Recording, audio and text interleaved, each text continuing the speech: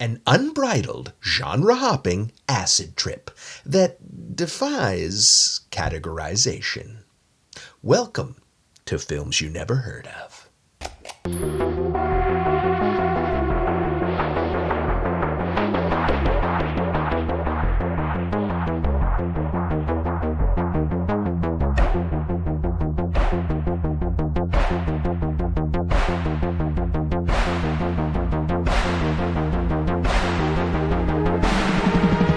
You think that when you die, you go to heaven.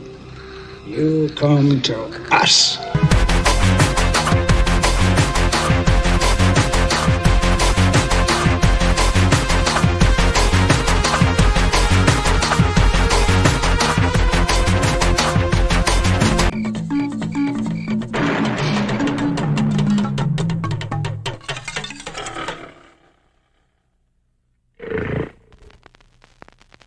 It's no surprise that the very trippy Lovecraftian outing, John Dies at the End, comes from famed filmmaker Don Coscarelli, the mind behind Phantasm and Bubba Hotep, who all but prides himself on exploring themes and visuals that live way outside the realm of normal.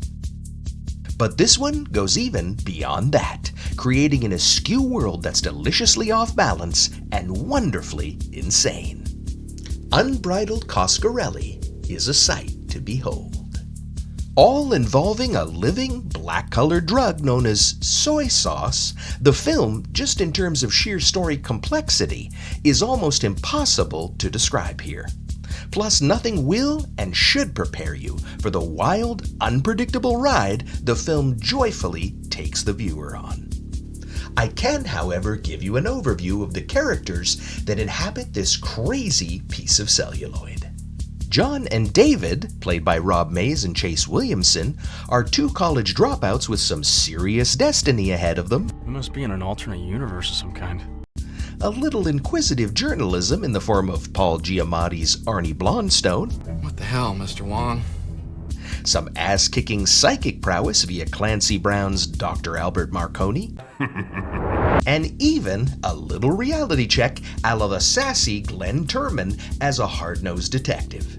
I suppose you're wondering what I'm doing with this can of gasoline. Plus, a little Doug Jones goes a long way. Do you know, I observed a man who masturbated until he bled?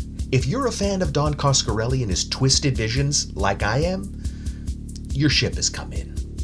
All of his previous work appears to have been a warm-up for the insane nature of this outing. Plus, there's hints of former work, like the otherworldly vibe of Phantasm, the comedic tone of Bubba Hotep, and even fantasy elements of the Beastmaster that all invade and heighten the experience here. There's something to be said for throwing away logic and making a chaotic cinematic surprise. But through Coscarelli, John never strays from a story that the audience can and wants to follow. Sense out of nonsensical. John is not going to be a film for everyone. The strange themes and dreams within are reserved only for those with an open mind. Places you've never gone, sights you've never seen, and even some meat monster action for the kiddies. John Dies at the End feels like Lynch, Solins, and Cronenberg all wrapped up into a single deep-fried egg roll. But the soy dipping sauce is pure Coscarelli. Till next time.